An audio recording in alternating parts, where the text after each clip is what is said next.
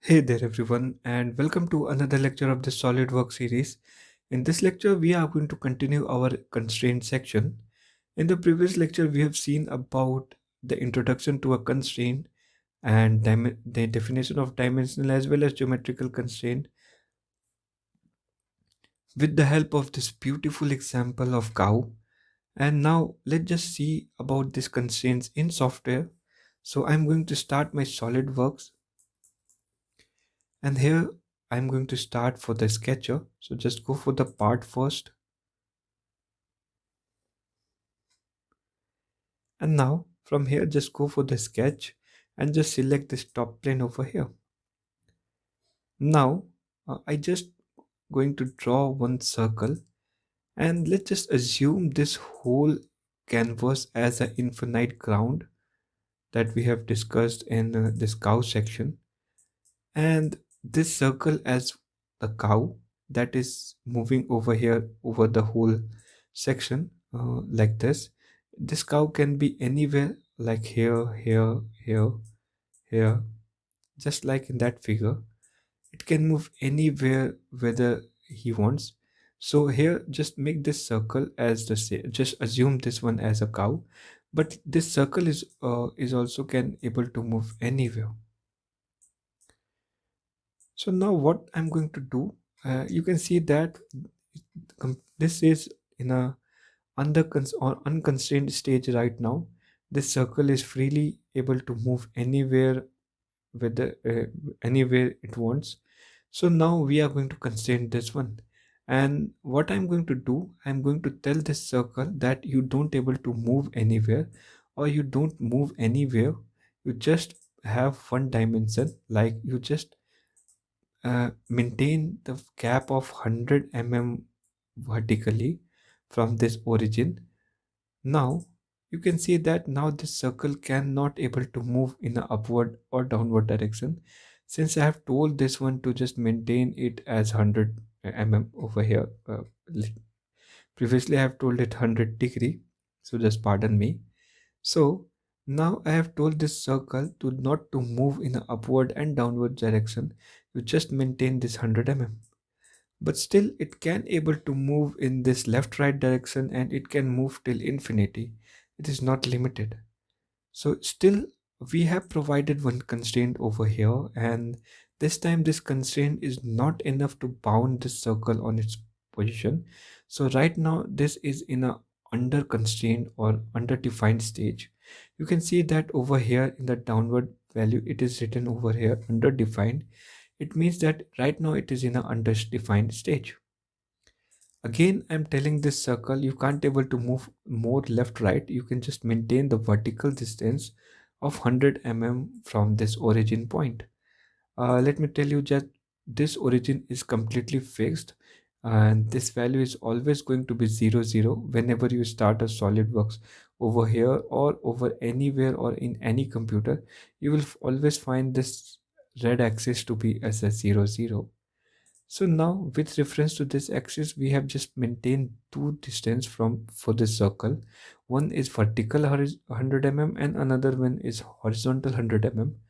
Now if I'm going to move this circle can't able to move anywhere because it is now being constrained at its position. Now my question to you all is that circle is completely constrained now, or it is still in a under constraint stage? So I hope you have guessed the right thing. Still, it is in a under constraint stage. So why it is in a under constraint stage right now? Because it can able to increase or decrease its radius. So we haven't bounded the radius value of this circle. So still it can able to change one of its dimension. So still it is in a under constraint stage. Now we have told this circle do not to increase or decrease its radius. You just maintain the diameter value as 50. So now you can see that this circle is now can't able to move in a left right direction, or it can't able to move in a upward or downward direction or anywhere else, and it also can't able to change its radius value. So now this circle is completely bounded. So right now this is in a completely constrained stage or fully defined stage. You can find it over here. It is written with a fully defined over here. And you can see that your diagram is changes its color to black. So this is one of the properties how a SolidWorks is representing its constraints options. So if that circle is in a blue stage, like right now, which once I have delete this radius value, or sorry, diameter value, you can see that the circle is on a blue shape or blue color. So this blue color represent that this circle is either in an under constrained or in an unconstrained option way. So once we just provide this radius value or the diameter value, this color changes to black. It means that now it's in a completely undefined stage, or it is a fully constrained stage. Now you can see that this whole dimension is enough to just hold its body into a fully defined stage, but still I am going to provide this value from this point to this point, which is the inclined dimension. Software doesn't require this one. It is still fully defined with all that previous dimension, but still I'm going to forcefully provide this dimension. So you can see that a dialog box will suddenly going to be appear, and you can see that the dimension color changes to yellow. It means that it is on a over-defined or a unresolved stage. It means that SolidWorks is can't able to understand why the user wants to provide this dimension. So it is asking you with the help of this dialog box that why you want to provide this dimension. I have enough dimension to fully define this body. Still you are providing this dimension that doesn't required by me, and it is asking you that what you want to do with this dimension. So it is provided you with two options.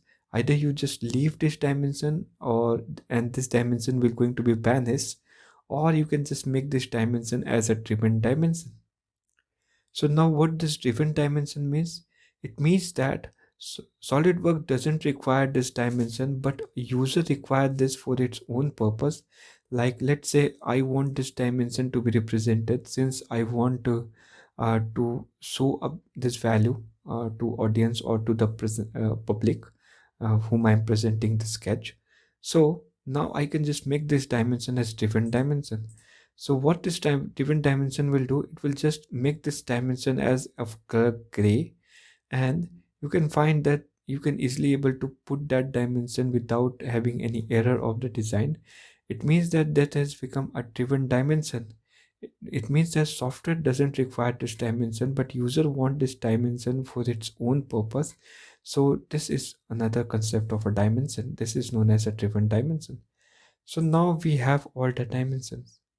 There is one option over here whether if I'm going to delete 100 over here, whether this dimension become or it going to be converted into a driven, or sorry, in main dimension, or it still be inside the driven dimension.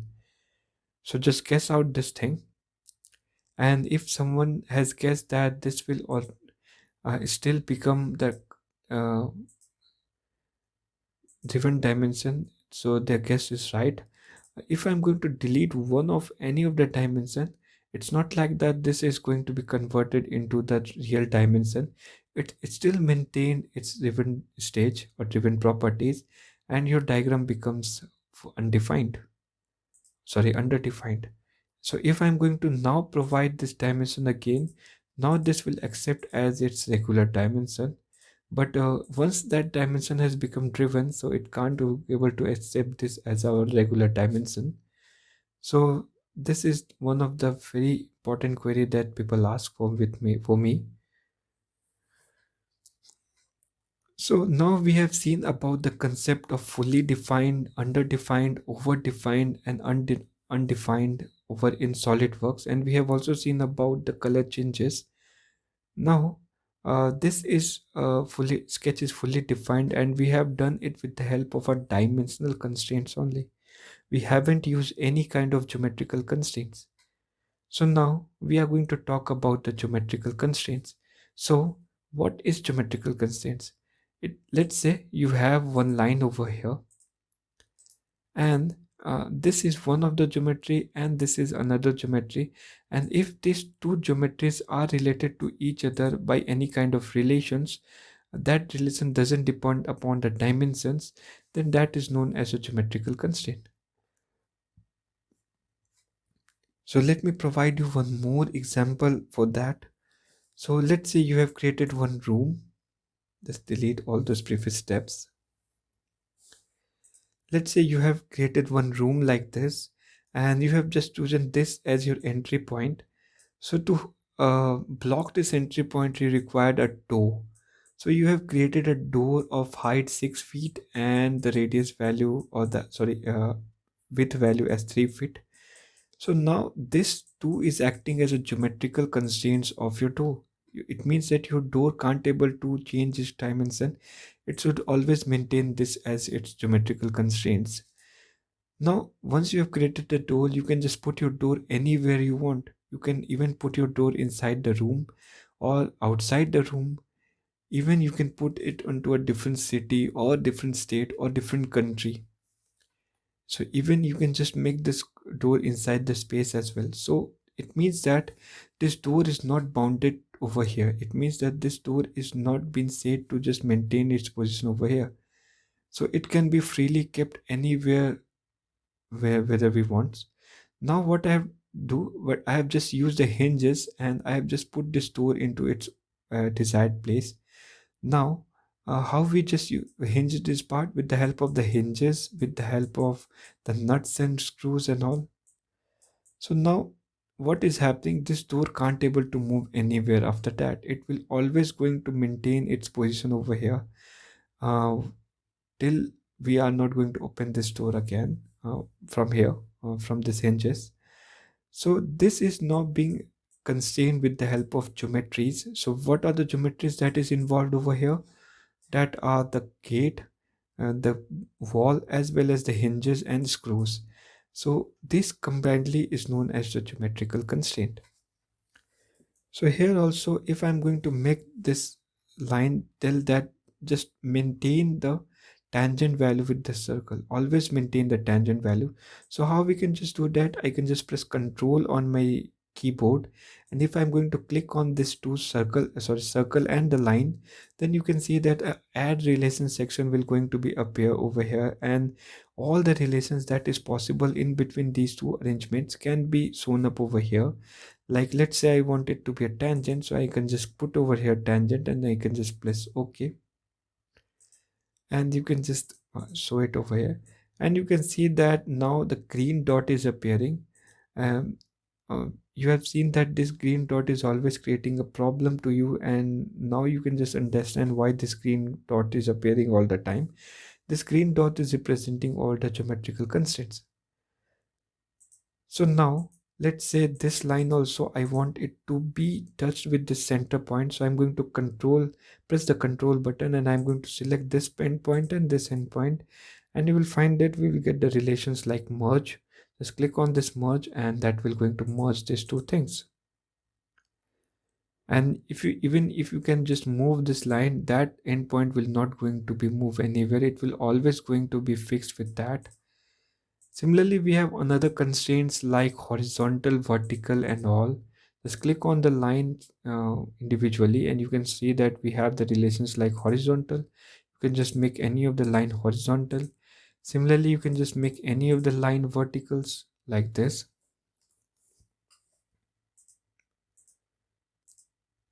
Just click on that line and just make it vertical. So this is how a geometrical constraints work. There are a lot of geometrical constraints, and believe me, you can't able to learn all the constraints at once. It doesn't. It depends upon the practice. Just practice it and just find out all the constraints by your own. After that, I'm just providing you all the basic constraints that we are going to need up over here, as well as we are going to use exercises to just teach you all the constraints. As it's not like that you just always try to have the manual constraints. It's not like that you just always provide the constraints manually. Geometrical constraints are taken automatically as well. Like if I'm going to make this line horizontal, you can find that it will automatically going to make this horizontal. Similarly, this constraint, coincident constraint as well, this constraint with what it will do, it will make this axis coincident or just stick this two axes. Similarly, if I'm going to create a line from the end point of the one line, this constraint is automatically going to be taken. You don't have to provide it manually. So almost all the geometrical constraints are taken manual automatically. But if there is a condition that geometrical constraint is not available, then you can just use it manual way to provide all that geometrical constraints over there. So as I have told you that these two concepts are very important in any of the software. It's not limited to a SolidWorks only. You will find this concept of constraints in CATIA as well. Uh, Except AutoCAD, you will find the concept of constraints in all the softwares. AutoCAD is also providing dimension constraints, but it is not providing the geometrical constraints. So later on the exercises that we are going to follow, we are going to see the use of these constraints. And it's now it's your task to just go and revise about these constraints and just try to explore more about these constraints and what are the constraints that are available in SolidWorks. So with that, we complete this lecture of the constraints. In the later on, we are going to see about the more shapes, and we are also going to see about the exercises. So that's all for this lecture, and I'm going to catch up you in the next one.